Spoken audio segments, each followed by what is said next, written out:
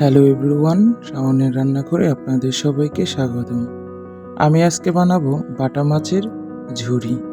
বাটা মাছের ঝুরি বানাতে আমার লাগছে পিপল পাতা কুচি, তারপর বাটা মাছগুলো ভেজে কাটা ছাড়িয়ে নিয়েছি, তারপর পেঁয়াজ মরিচ এবং রসুন। এখন আমি একটি কড়াইতে সরিষার তেল দিয়ে কিছু জিরে দিয়ে দিলাম, তারপর দিয়ে দিলাম কিছু কালি জিরে। এখন একটু ভাজা ভাজা করে তারপর পেঁয়াজ কুচি এবং রসুন কুচি মরিচ ছেড়ে দেব।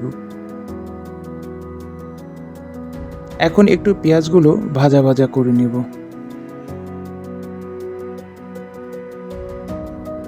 তারপর আমি দিয়ে দিচ্ছি স্বাদমতো লবণ।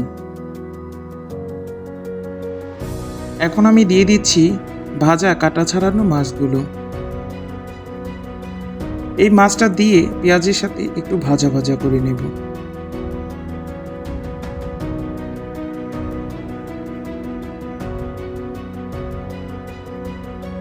অনেকটা সময় নিয়ে ভাজা ভাজা করতে হবে, তাহলে তরকারিটা খেতে বেশি ভালো লাগে।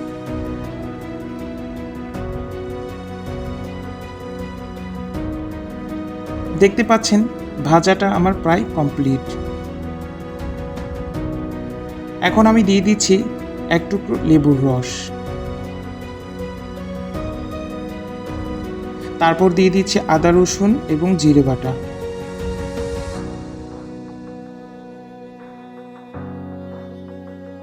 এখন আমি দিয়ে দিলাম সামান্য পরিমাণ পানি। সামান্য পরিমাণ পানি দিয়ে ভালোভাবে কষিয়ে নিতে হবে।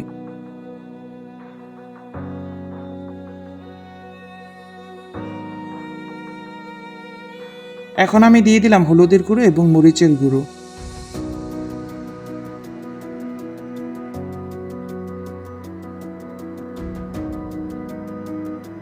দেখতে পাচ্ছেন কষিয়ে নিয়েছি।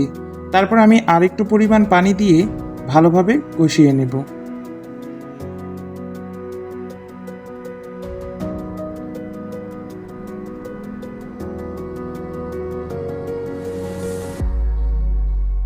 দেখতে পাচ্ছেন আমার মশলাটা কষানো শেষ। এখন আমি দিয়ে দিচ্ছি কেটে রাখা পিপল পাতাগুলো।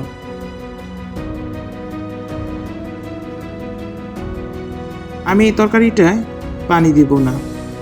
পিপল পাতায় যতটুকু পানি ছিল ততটুকু পানি দিয়ে আমি পুরো রান্নাটা কমপ্লিট করে নিয়েছি।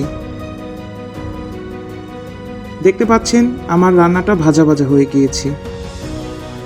এভাবে ভাজা ভাজা হলে তারপর এক টুকরো লেবুর রস দিয়ে তারপর নামিয়ে নেবেন। দেখতে পাচ্ছেন আমার ঝুরি রেডি।